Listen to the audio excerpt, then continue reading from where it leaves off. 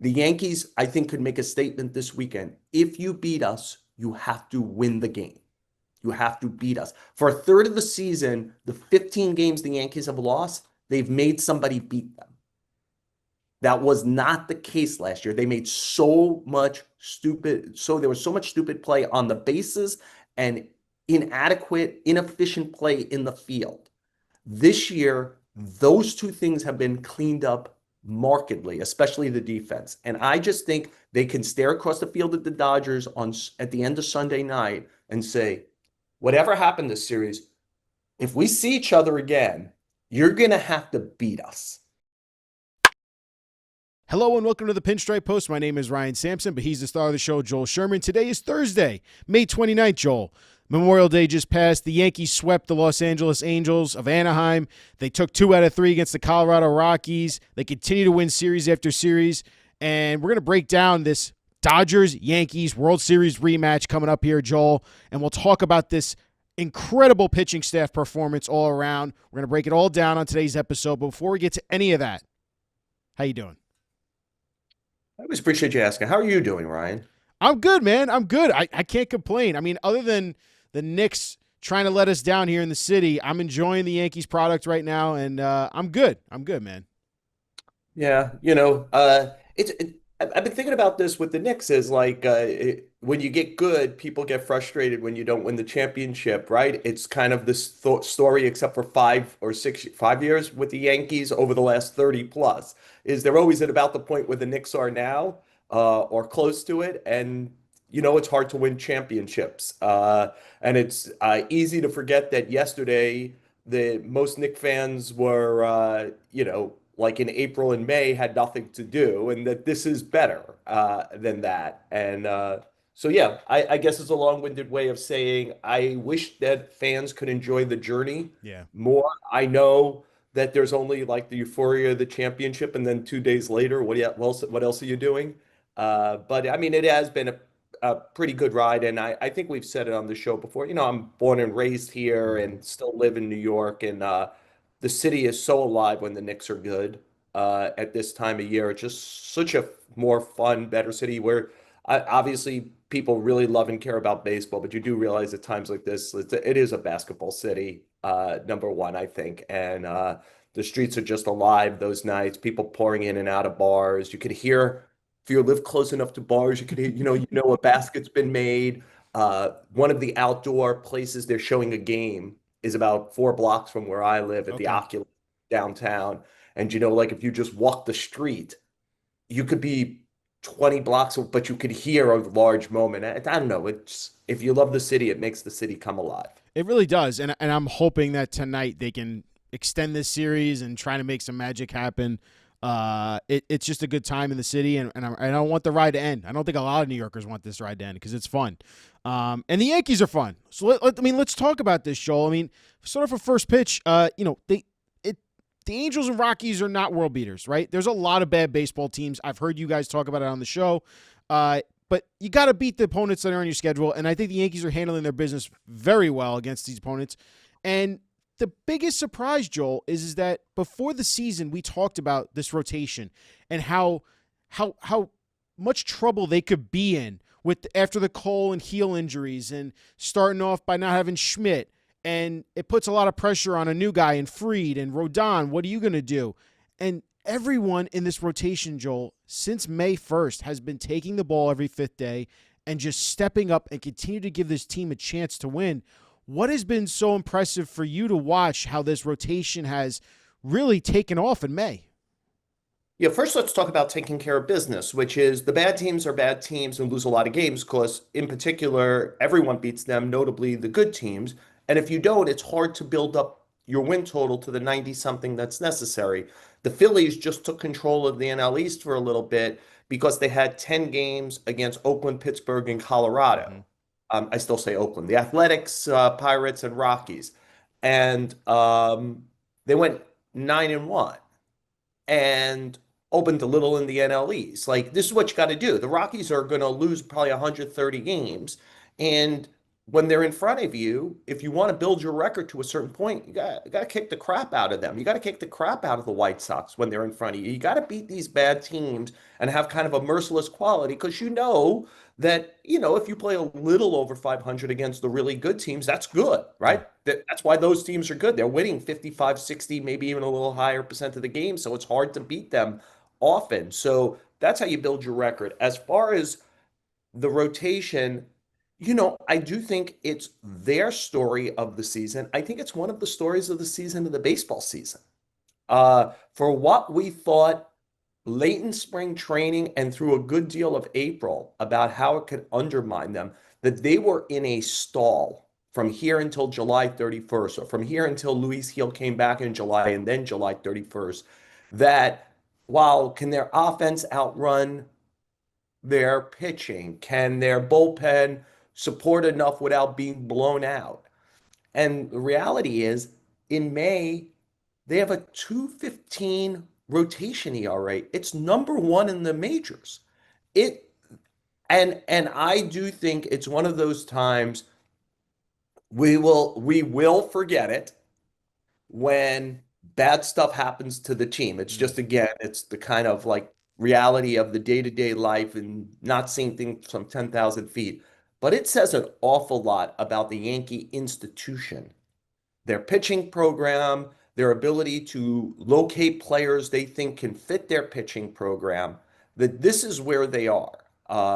Will Warren has been really good now, and he does two things. Will it keep going? I don't know. Will he stay healthy? Who knows? But Will Warren misses bats and forces ground balls. Those are the two best things a pitcher could do. Is don't let him hit it. If they're going to hit it, don't let him hit it in the air. And he does it both at a pretty high level, and he's now done it for about a month very well. And I thought it was good in Colorado the other day that, like, he took a punch early and he stuck around. And I just think it's a big deal. And Ryan Yarbrough, every once in a while, the Yankees have one of these Aaron Small, Cody Petit kind of moments. I don't know how long it's going to last, but he certainly has brought confidence and better, and his stuff is better. So again, speaking to the institution, Yankee baseball operations department liked something about Ryan Yarbrough. Literally, like, they signed him to one of those $2 million contracts just as the season's beginning. And it's easy to say, wait, they gave Luke Weaver a 2-year, $4 million contract. They gave Ryan Yarbrough $2 million. Why'd they do that? Aren't they pinching pennies? And it turns out maybe they know what they're doing. They know what they like. They're seeing it. And those guys are doing more than stalling for Luis Gil and July 31st right now. They have, for the last month, been even more than the bats. Yeah. The reason they're winning games. I couldn't agree more, Joel. And you look at these last two series, the offense has not been, and I'm not saying it's not a bad, I mean, the Yankees have one of the best offenses in baseball, but in right now, like, they seem like they're in a little bit of a stall when you put it in comparison to what this pitching staff is able to give you every single day.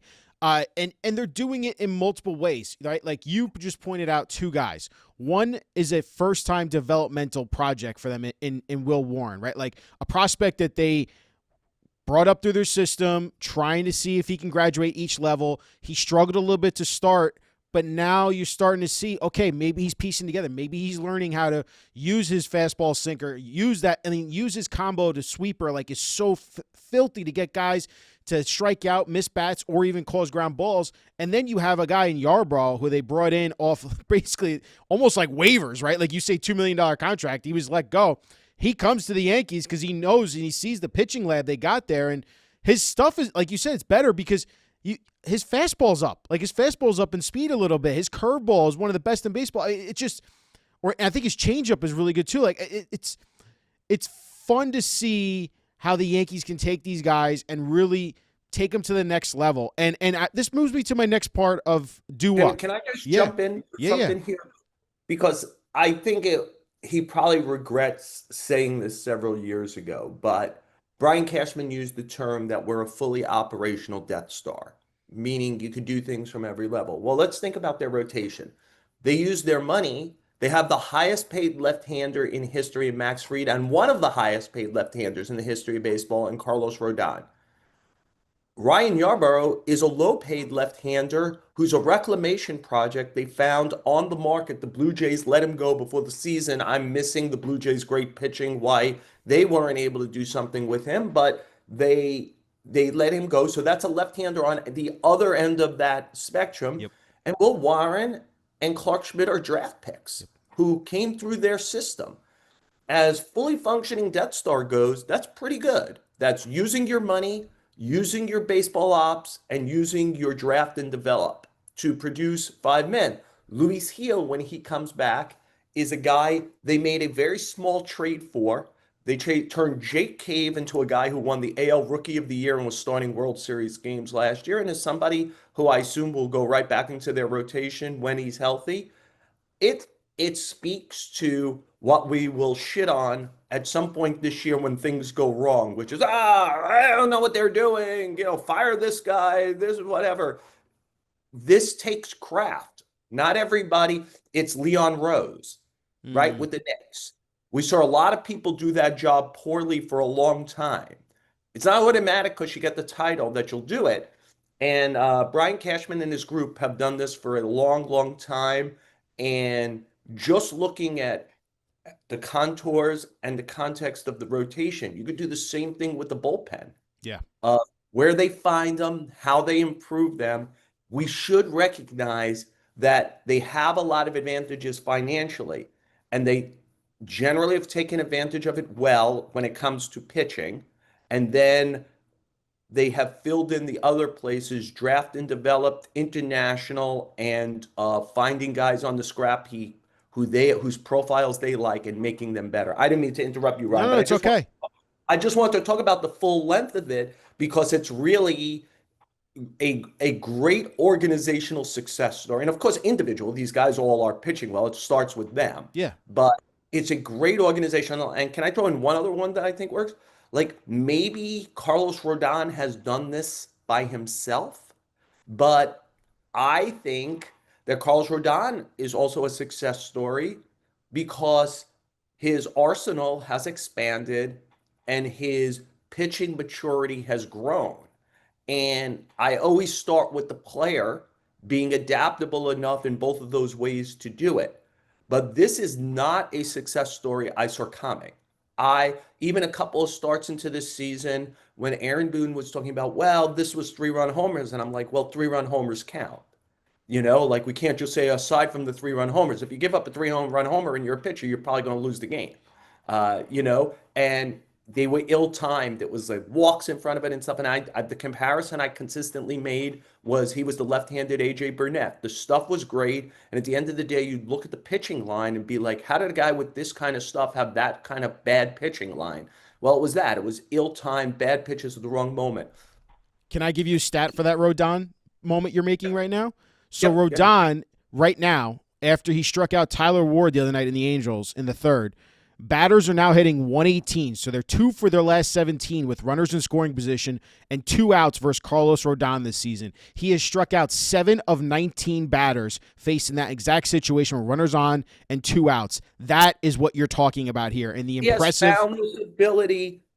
Well, look, when the Yankees signed Max Fried, Ryan, the thing they didn't say out loud to everybody was, we think teaming Cole and Fried will lower the pressure and expectations on Rodon and will get more out of him by asking less. Well, Cole gets hurt and they have to turn to him to literally start opening day. And once you're into the Will Warren, Carlos Carrasco, Marcus Stroman back of the rotation, they're like, you got to give us innings, man, and you got to give us it at a high level. And so now the pressure is ratcheted back on. And that guy's been an all-star. He's the hardest to hit pitcher in the sport right now. He's got the lowest batting average against in the sport. He's got one of the highest strikeout levels. And by the way, he's doing the thing also. He's putting the ball on the ground a little more than he historically has done. So he has slowed the game down, let his skill, which it was always AJ Burnett's skill, top of the sport skill, really flourish. The combination of him and Fried providing high quality, and here comes the key word, innings. Mm. They are protecting the bullpen. They are protecting the back of the rotation by the number of innings these guys are doing. And there have been a couple of times this streak in about, I think Rodon has made 12 starts. The last 10 or so, there's been some moments where it's like early high pitch count or maybe early runs, and you're like, and he is getting outs in the sixth inning in those games. And that is such a progressive step. Don't quit. Understand the big picture, manage the game in a way that we didn't see those first 2 years as a Yankee. And I would say a sentence that I did not expect to come out of my mouth at the end of late May is he has been worth every penny the Yankees have paid. And he is a significant, significant reason that they're 35 and 20. I totally agree with you, Joel. And what a turn Rodon has made for his Yankees career already. And I just think about, and it's funny, they were just in Colorado. I just think about that image of him walking off the mound, pulled early, blowing the kisses to the fans who are booing him off the field. And look what he's doing right now. He is, besides Max Fried, he is carrying, like you said, at the top of that rotation and dominating. And he's getting out of jams when he needs to. And he's performing at such a high level. This is what the Yankees needed. And it's really nice to see. And I think you spoke about it on the show yesterday with John Heyman. He's a good guy. Like from all intents and purposes, like I know He's great to deal with. I yeah, mean, like on his worst days in those first 2 years, he never ducked reporters. And I'm not just talking about the days he started. He's a stop and talk guy. So I always had whatever that thing is as a reporter, admiration, respect. I do understand we are talking to these people soon after bad public performance. I do. I think sometimes in our business we forget, like, where is this guy? I don't know. He just kind of embarrassed himself in front of 45,000 people, and who knows how many people are watching. We do want to give them, we have to do our job, so we have to have this mutual respect that you do have to, like, if you do this right, you do have to come out and talk. It's part of the gig for a professional athlete, especially in a big city. But there are times uh, where it's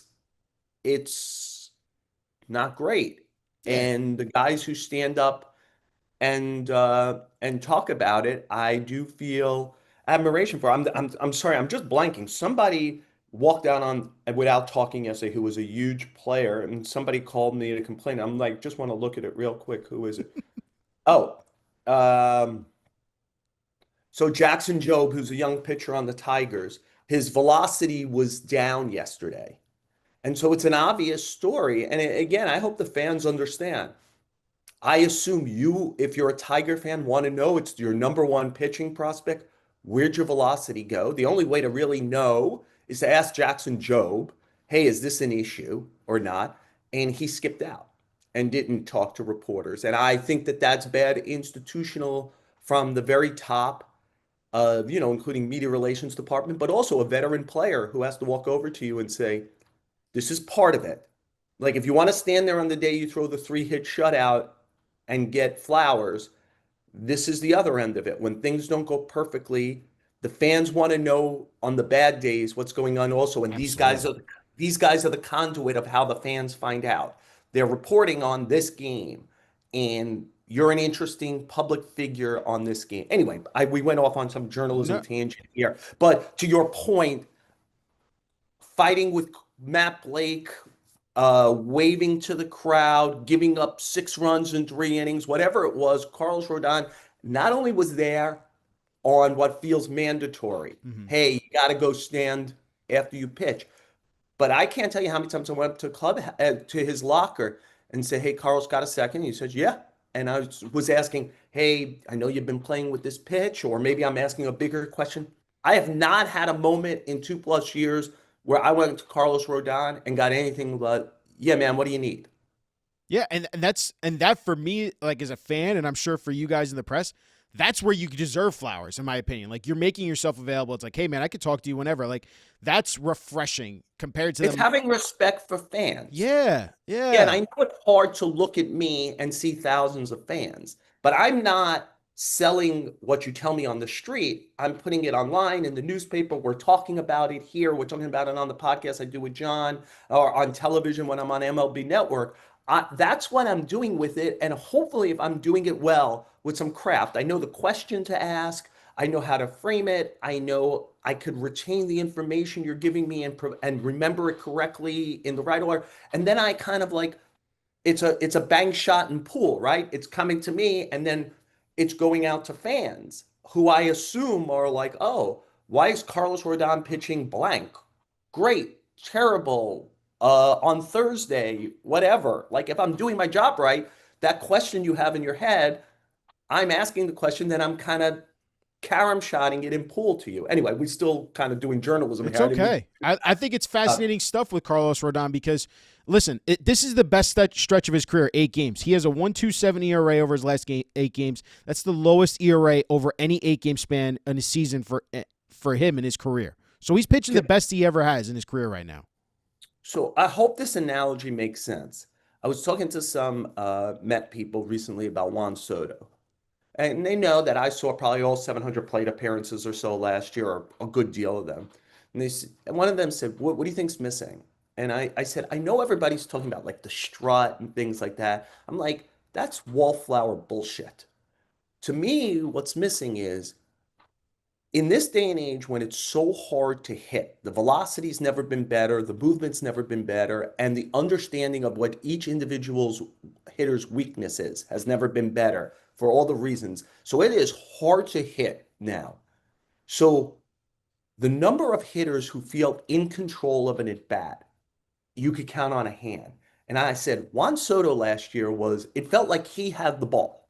Like he was like, you can't get it by me. I know what you're trying to do. He felt in control of the at bat, where it's just like, whatever you bring, day game, night game, guys on base, guys not on base, we're winning by a lot, we're losing by a lot. He was in control of the at bat. You could feel it, like the pitcher was sweating with him.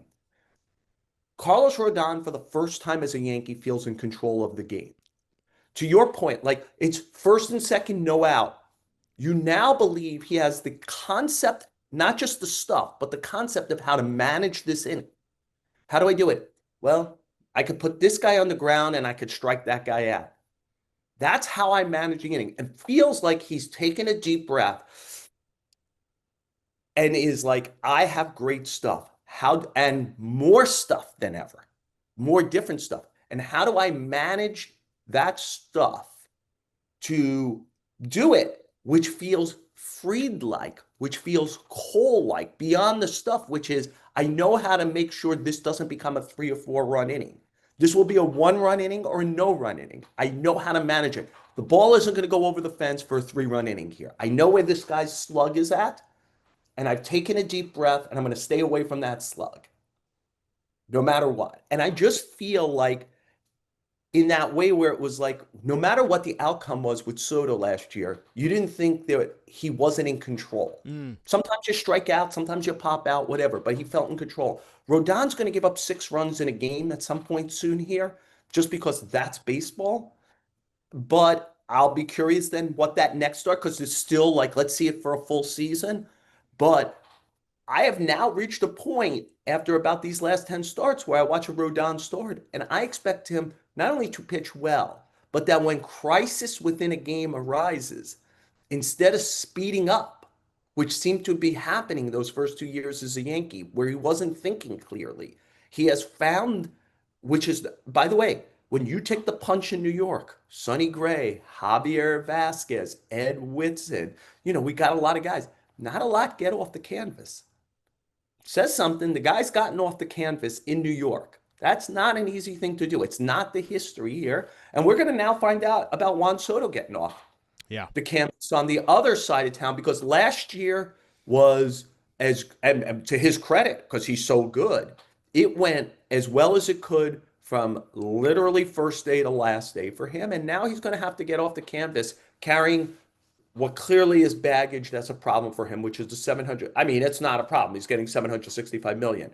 But emotionally, it seems to me there's some problems. I ended up doing a Met podcast here. I'm sorry. It's okay.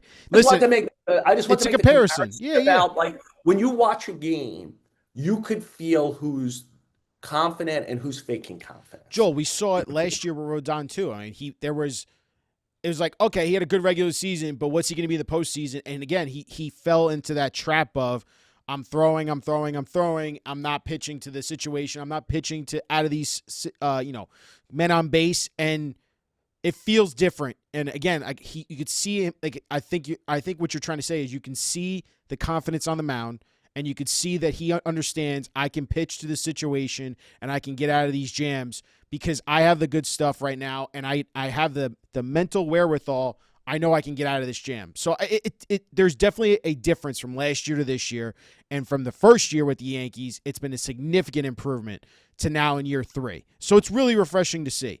I want to go to due up though, and you hit on 3 guys here real quick on due up. If you're going to rank the most surprising of the 3, Warren, Yarbrough, and Rodon, of their performances in the month of May, how are you ranking those 3?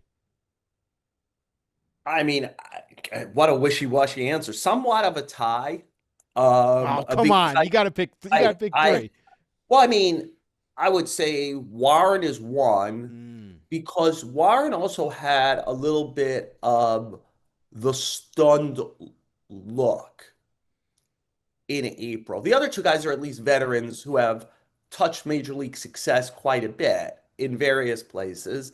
Warren had that, oh, this isn't spring training anymore, Toto. Like, what's going on? And so good for him also. Because like the one of the reps on him was he had like Clark Schmidt, big confidence in himself. And if he felt a little stunned early, and I think, success often begets success. He's seeing, oh, I could throw my fastball in these situations over the plate, and I've got some stuff here to do it. And I think it's been really good. And I think that one of the things to think about, I don't think they'll do it early, and I don't know that they'll do it at all. But when Heel comes back, I think Warren stuff plays up even more in the pen. If you're a team playing for everything, if you're a team playing for everything, and let's do the pretend thing. It goes perfect for the Yeah. Yankees, which it won't, of course. And Heel comes back and they trade for starting pitcher X.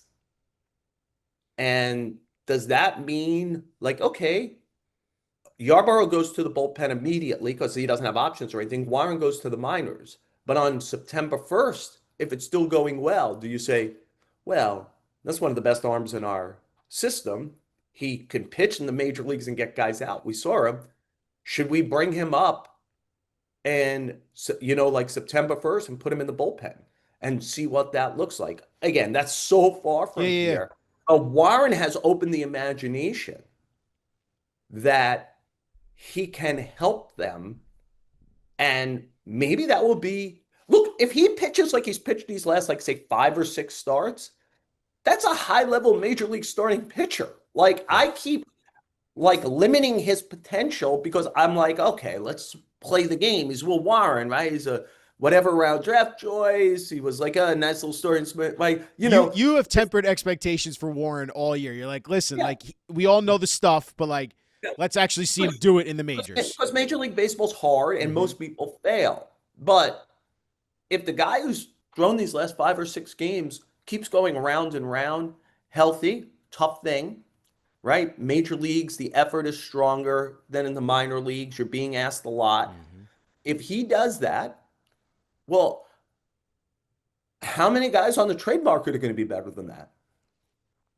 Like, I mean, that will be a question that they'll have to steer into the abyss and like, okay, we could get X. X has done this longer. Is X better? Can X handle New York? I'm watching this guy handle New York, failure, New York, and pitch well. So I think this third of the season is the most interesting third of the season in baseball, not just for the Yankees, because first third is establishing like the cornerstone of who you are, and the last third is the sprint Mm. to the end. And this third kind of gets you to July 31st, where you like the front offices, everyone turns to the front offices and says, huh? What are you going to do now? Like, are you good? Are you going to buy? Are you bad? Are you going to make tomorrow better? And I think that this is the third where we are. And all those teams in the middle, like, what are they going to do? Are they going to buy, sell, just kind of hang out? Now, this is my favorite third of the season, is because once you get to like July 31st, you can't really change the team anymore. No. So you've got to come to great comfort through about 90, 95 games about who you are. Well, And so that's kind of like where this is that third. you know what's fascinating about the Yankees is, and this is something that's been like a recent trend for them. If you look at the last 2 years in 2023 and 2024, they always get off to these great starts, and then June and July it sort of turns around. Like in 2023, they went 11 and 12 in June, and then 10 and 15 in July. And then if you go into 2024, right, like they get off to a really good start in May, 21 and 7. Then in June, 14 and 13. July, 11 and 13. Right, so like it's a matter of you get up to this really good start again in May. Can you carry it over into the second third of the season? And like you said, Joel, there's going to be a moment here coming up where the Yanks could have like a. And They're going to fans lose could go, 8 out of 10 yeah, because everyone's going to lose 8 out of 10. yeah. Right? We just watched the Yankees sweep the Angels, and you're like, God, the Angels aren't very good. The Angels swept the Dodgers a couple of weeks ago. Like, baseball's crazy. Like, it almost happened to the Yankees. The Rockies are going to win some series. I know that feels impossible today, and maybe they'll be the first team that's actually immune to winning a series. I mean, it's been a long time. What is it, like 21, 22, 23 series in a row they haven't won. But I assume, and there is a little bit of pressure when you play the bad teams. I'm watching the Mets play the White Sox. It's like you fall behind early, and it's like, well, we can't lose. No one says it out loud. Everyone does, hey, they're a Major League Baseball team. Anybody could lose to them. Right. But there are bad teams, and there are teams that lose 121 games, which is what the White Sox did last year. Are they a little better this year? Yeah, they're a little better this year. They're going to lose 110 to 115 games, right? That's a little better, but that still is historically suck. And so I know it's not college football where it's like Western Kentucky shows up for Alabama and Alabama can't lose the game. But when these patsies show up, like 2 out of 3 or 3 out of 4 is minimum. Yeah. And there's some pressure because it's like, hey, you get beat up by the Dodgers or the Yankees or the Phillies, a good team. It's like, hey, that's part of whatever. But like nobody wants to lose to these guys. Nope. And so anyway, we got back to the bad teams here. It's okay. So, all right, you had Warren 1. If you're going to go 2, 3. I go Warren 1, Yarbrough 2, and Rodon 3. And that's just based on Rodon actually had a good year last year. It just felt like under his skill level. And was still like, you watched Rodon and said, he's going good. I don't trust him. And that's beginning to fall away. Yep. Where it's like he's building that, like, oh, he's just good, like good in every way. So just on skill, you've got to put him third. Okay. Because he won like 15 games last year with a 3-something ERA, right? Yeah. Like he was good. And, I did it in order of major league pedigree, right? Warren has the bracket. Yarbrough was a very, very effective, good pitcher for especially the Rays when they created, he was the length guy, and Ryan Stanek of the Mets now was often the opener when that first started. I think he was the first ever bullpen game. I think Sergio Romo started it. It might have been 2018 for the Rays, and then he was the length guy. That was how it was created. Yeah, I mean, for me, I would disagree a little bit. I mean, I think Rodon's 1 for me just because it's been refreshing and they're able to give him the ball, and he's like, yeah, I'm gonna dominate today, and he gives him length. 2 would be honestly Yarbrough, because you can forget, Joel, sometimes as a fan. It's like, oh, we're on the fifth time around the rotation. Oh, it's Yarbrough. Like, all right, we're probably not going to win today. It's the 3rd game in the set or 4th game in a set. And he just goes out there and shoves. And they win these baseball games when he's pitching. So that's been really impressive to me. And they picked him off the scrap heap. And then number 3 is Warren. I think as Yankees fans, we've been waiting to see this, and it's nice to see this. I want to see it continue into June and then carry over into July to really make the Yankees decision makers have a tough time in what they're going to do with the deadline. And I just want to see more from Warren, to be honest with you. That's how I would rank those three. But all three really, really good for the Yanks. Joel, let's move over to Radio Irrational. We haven't done one of these in a while, and I think I got a good one for you today because this is a big series. I know the Yankees are going to say it's just another game, it's another series. Yankees fans like myself have been circling this one because this is the rematch of the World Series last year. And for me, I want to win this series. The Dodgers embarrassed them in on the grand stage last year in the World Series. Everyone remembers Game 5. Everyone remembers Game 1 blowing that in extra innings. I want this series. All the trash talking from the Dodgers in the offseason about the Yankees aren't good fundamentally. They're not as good as people think they were. We were the better team. I'm sick and tired of hearing it, and I think this is your chance where this Yankee squad is a better team and it's better built. We've gone over the pivot after Juan Soto. I feel like this team right now is a much better baseball team than they were in the World Series last year, and that's saying something considering they don't have Garrett Cole and Luis Gil right now. I want to win this series as a fan, and I want the Yankees to go out there and win this series against the Dodgers. Your retort.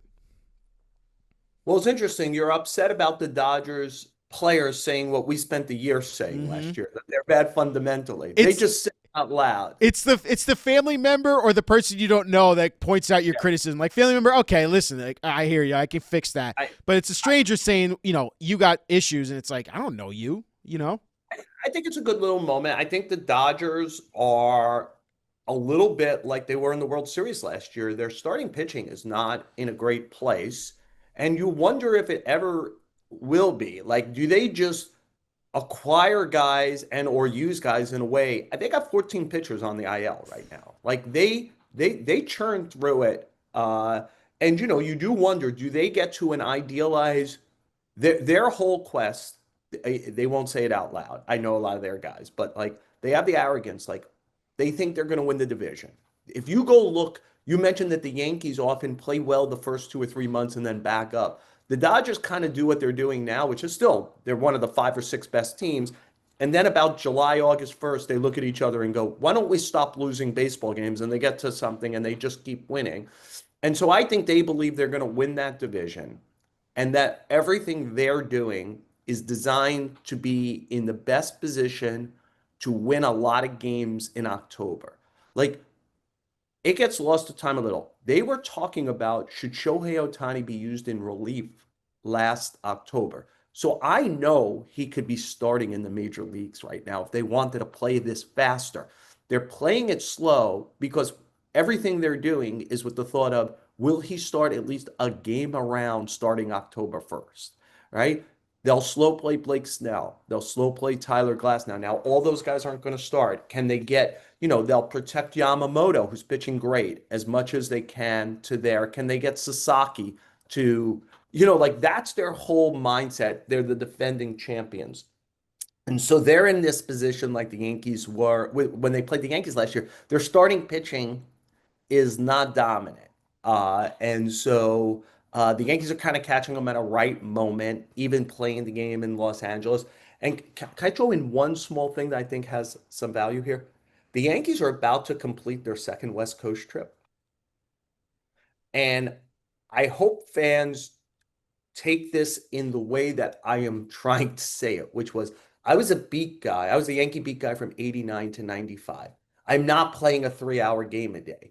But any place the Yankees were, I was, and I'm like getting to the ballpark early, I'm leaving late, dealing with whatever. Again, there's a mental, physical, traveling all the time thing. When we got the 2 West Coast trips done, I always thought that's a big deal. Like I never wanted to see a West Coast trip in September or even August because I'm like, I am dead tired already from all of this. I don't want to do the long trips and the time. I actually think schedule wise, this is great for the Yankees that I don't think they go further than Texas, Texas. Minnesota than the rest of the Yeah, season. they talked about it on the And broadcast last night. and then as they even get kind of like closer to the end of the season, they pull back from that where they're kind of in it. So it's the right kind of schedule. So I think that this weekend is cool for them also because Dodgers, and then they're done with that time zone unless they play somebody in the postseason who's out there. So I think that's a thing. Um, I agree with you in that I think this Yankee team that the Dodgers are going to face is a cleaner, better 1 to 26 team with potentially more coming, right? If Jazz comes back, Stanton comes back, Fernando Cruz should be back soon, Luis Gil in July. There'll be other injuries, but they have a mechanism internally to get a little better. And just Can real I? quick, Joel, on before you get to that, those guys that you mentioned, Jazz is supposed to start a rehab assignment tomorrow, from what we understand, and Luis Gil should be throwing off a mound in LA this weekend as well. So, like you said, they could be coming soon. Like I know Stanton should be coming soon as well, right? Yeah, yeah, and as long as they now have a this is probably true for everyone. If they keep Judge, Fried, Rodon, and Weaver healthy, I mean, it's probably bold to say this, but how would they win less than like 94 games? Like those four players are high-level all-star performers right now. Like if that continues and they stay healthy, they almost just need average every place else, and they're doing better than that in a lot of places. Let me just highlight. I did this very quickly before I popped on with you. So at this moment, when they get to play each other, the Yankees are third in runs scored per game. The Dodgers are second. Right? Runs against. The Yankees are fifth in fewest runs against per game. The Dodgers are 22nd. Hmm. Right? I like defensive efficiency as a defensive stat more than any of the metrics because if you don't know it or fans, defensive efficiency is just clean. When the ball is put in play, what percentage of them do you turn into outs? Because I think that speaks to a larger thing. Are you well positioned? Is the ball hit soft a lot as opposed to hard a lot? And ultimately, do you have fielders who convert the ball into play into outs? Yankees third, remember last year, 12th. They're third this year. Dodgers, 19th. Okay? Base running metric from Fangraphs. I don't know that that's perfect, but there's a big area of a gap. Dodgers are sixth. Yankees are 22nd, but the Yankees were 30th last year. So it's an upgrade, and I actually think they've done the key thing. They've avoided stupid outs on the bases Yes. this year. The ones that kind of like just linger in a game for like those innings where you're just saying, God, they should have scored 3 runs in the third, and so and so like Glaber Torres. yeah, okay, you gave it. I gave it. Yep. You know, kind of thing. And so, anyway, I just thought as a little profile picture, you see how well the Yankees are doing at things like the run prevention stuff. It's fifth in runs per game and third in defensive efficiency. Yankees play a clean game now. There's no doubt that one of the things, and hide your eyes, Yankee fans, you're going to watch Aaron Judge drop the ball. Nobody cover first base, the spike throw by Volpe when Chisholm doesn't kind of get on the bag the right way, that kind of like the World Series ends because they can't turn balls into outs. Judge is in right field where he belongs. The Yankee center field player is much better. Their overall outfield player is so much better than it was. Goldschmidt improves the Oh yeah. entire infield by his presence at first base. So I think the Dodgers are going to see a team that, remember, I wrote the big story at the end of the World Series last year. The Dodgers were like, make the Yankees play the ball. Make the Yankees play the ball. Be daring. Extra bases are possible against them. They're going to throw it out. That has not been these Yankees for a third of the season. These Yankees have been really good at handling the ball and making good plays. And now they're going to go back to a House of Horror ballpark from last year. Many of them were on that team last year. And I think what's important this weekend, and will this lead to them winning 2 out of 3 or sweeping or losing 2 out of 3, is I think it would mean a lot to who they are if they play 27 clean innings. against the Dodgers and say, you got to beat us head up now. We're not like I can make a case the Yankees lost the World Series last year as much as the Dodgers won the World Series, right? The Yankees, I think, could make a statement this weekend. If you beat us, you have to win the game. You have to beat us. For a third of the season, the 15 games the Yankees have lost, they've made somebody beat them. That was not the case last year. They made so much stupid, so there was so much stupid play on the bases and inadequate, inefficient play in the field. This year, those two things have been cleaned up markedly, especially the defense. And I just think they can stare across the field at the Dodgers on at the end of Sunday night and say, whatever happened this series, if we see each other again, you're going to have to beat us. And that's the stark contrast between last year and this year, like you said.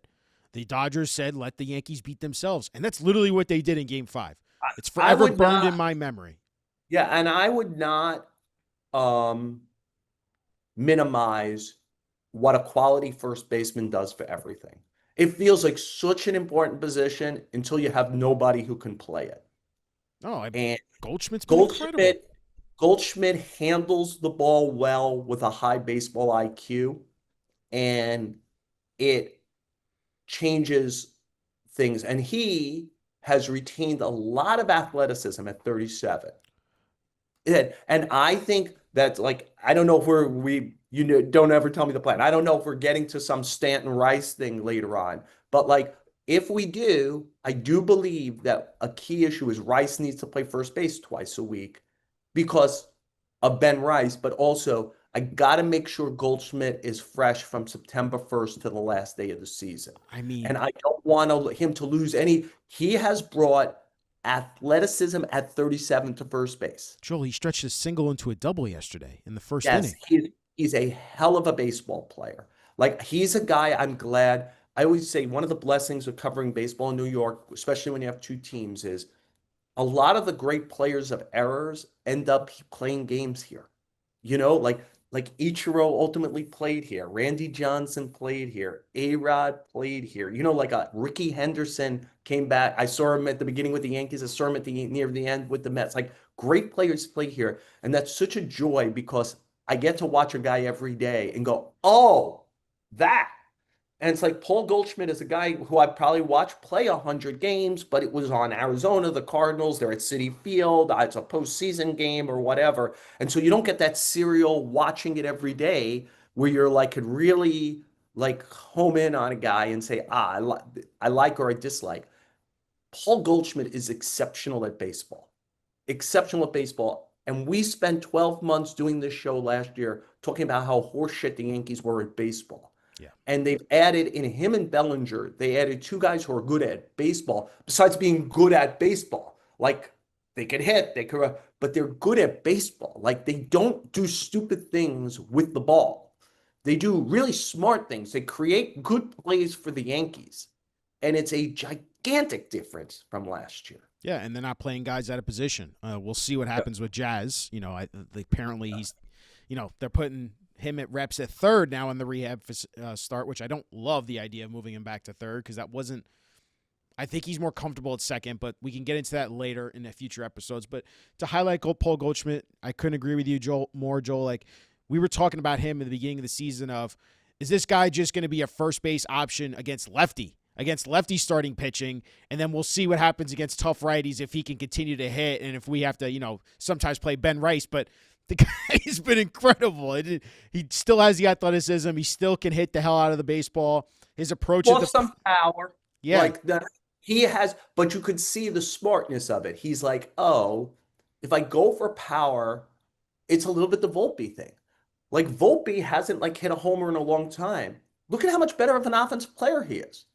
Like offense can't be this analytic, stupid cookie cutter. Everyone should do it the exact same way because the numbers show that pull side balls in the air are where all the average and slug are. Yes, on a macro level, but if my swing or my game isn't conducive to it, then I'm just making you happy, and then you'll go, "Oh, you failed because you can't do the thing that works." And I'm like, it's so clear how smart a player Goldschmidt is.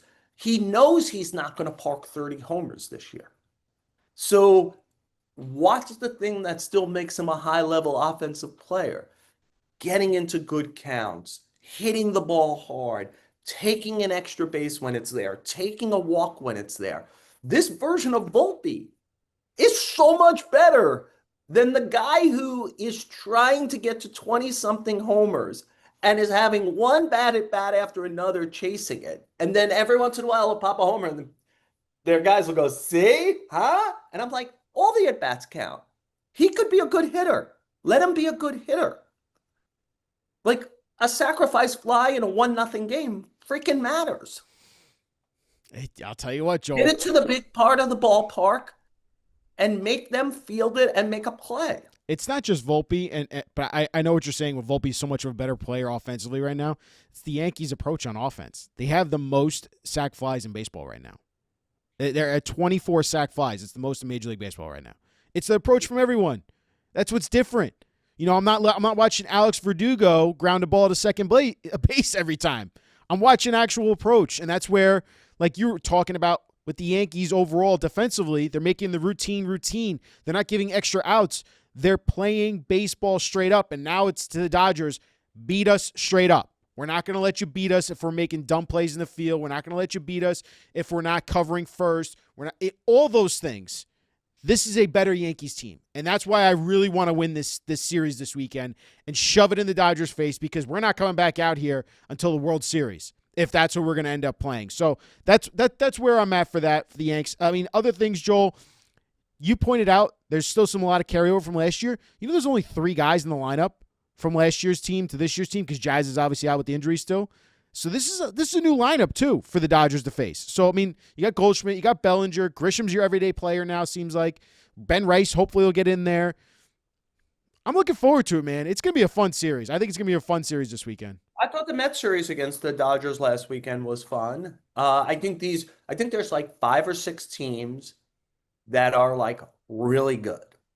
I think it's Detroit and the Yanks in the AL, unless somebody else, like, I don't really believe in Seattle yet.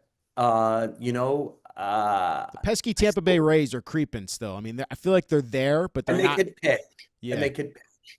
yeah. Um, but we're still talking about a division where I think Tampa is one over, Mm-hmm. and most of the teams in the division. I mean, it's been a long time since those 4 other teams have played under 500 since midway through last season, and so Yankees could open up.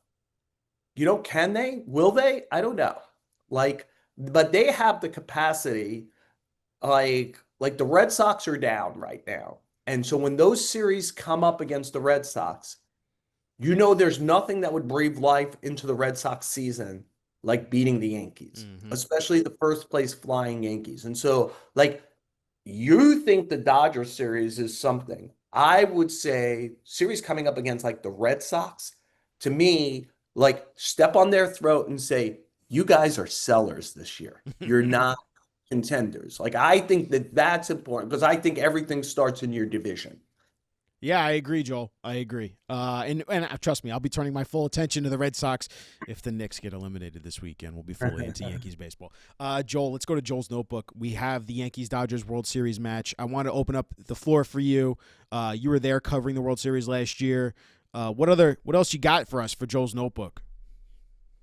You mentioned a little of it earlier, but I think when we think of this World Series, if you think of it in the going wrong for the Yankees, people will remember the 5th inning of Game 5. And I think the Yankees lost the World Series in Game 1. Mm. Because I think if they win that game, the Dodger history is with the World Series win is really different. But all they have is the COVID year World Series win since 1988. And besides that, they have a lot of, you know, make the playoffs and don't bring it home stuff. And the Yankees, look, there's bad defensive decisions in that game. And then I think there's 2 bad technical decisions by Boone, which is Luke Weaver is pitching great. And once they take the lead, he had only thrown 19 pitches. And I know he's thinking, like, I got to get him in an up for a third time. But to me, like, you're bringing Jake Cousins into World Series game one. Just let Luke Weaver do it. If you close out the game, Weaver's going to be off the next day anyway. And then there's a natural off day. I'll see you in game three in New York, Luke. Because if I could leave Los Angeles 1-1, and maybe if I even go up 1-0, the Dodgers are so in their head. So I think Weaver should have been kept in that game. And history doesn't look great, but I spent the season last year talking about how much I admire the pluck of Nestor Cortez. His first action in 6 weeks or whatever it can be can't be that situation. And the analytic stuff all showed that Tim Hill's stuff doesn't play against them the way that Cortez's would. But I'm like, you have no idea who Nestor Cortez is at that moment, and Tim Hill is throwing great.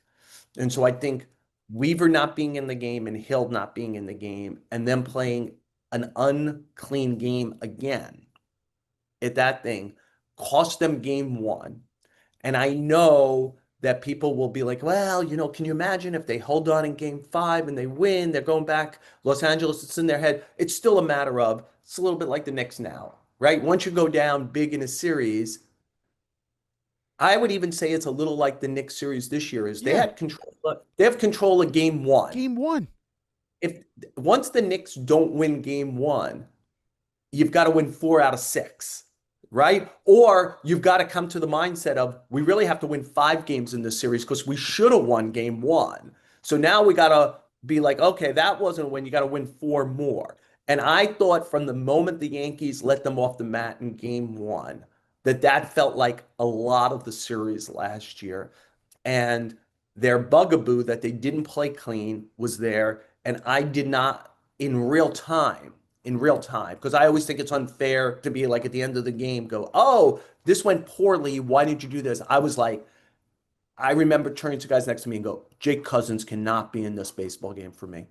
He cannot. I cannot have game one riding on Jake Cousins. And then as much as I love Cortez, his makeup, I'm like, his reentry into the world can't be Freddie Freeman.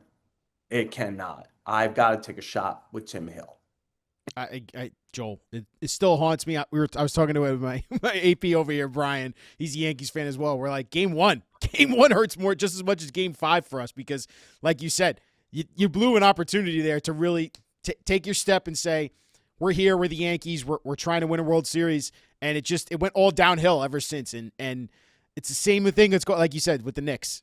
You blown a 20-point lead in that game one. You had an opportunity to actually make a statement on the Pacers and say, no, we're the best team in the East. We're going to the finals. We want that. And it hasn't gone well since. But then you're playing catch up, and it's in the back of your head the whole time that you let one get away.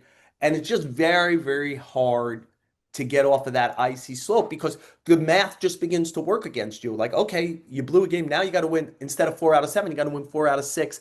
And someplace in your recess, you're like, yeah, we really should have had to only win 3 out of 6 because of this, or we have to win a fifth game because we really won that game and blew it.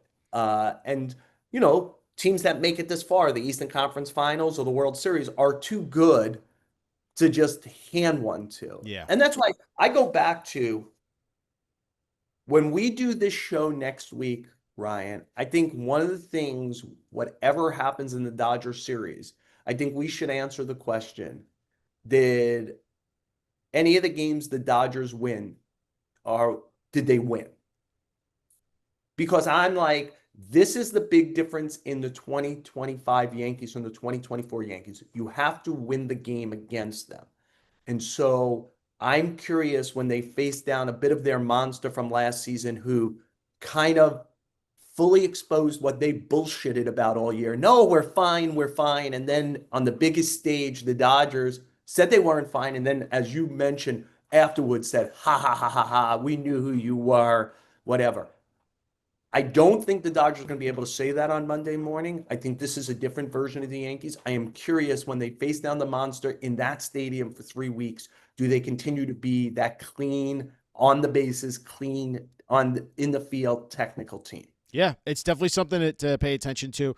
Also, the other thing, Joel, that I can't forget as a Yankees fan, the Aaron Judge is going back to right field in L.A.